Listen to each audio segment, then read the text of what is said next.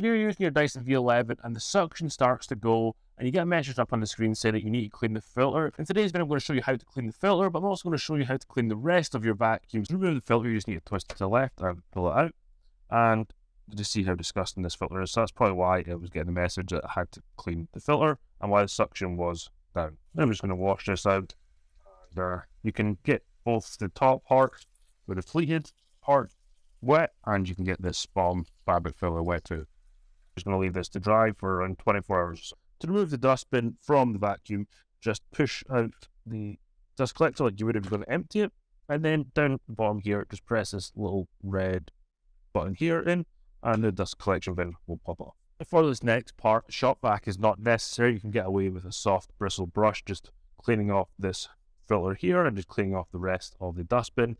But I have a shop vac and I've got the soft bristle attachment for used for cleaning the car on here, and I'm just going to gently clean this off.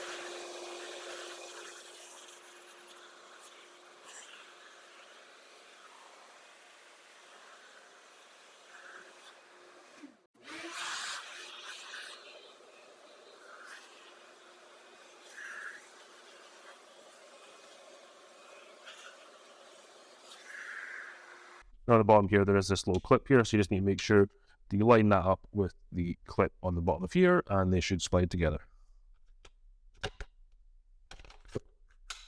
Like that, and you can just close it as normal.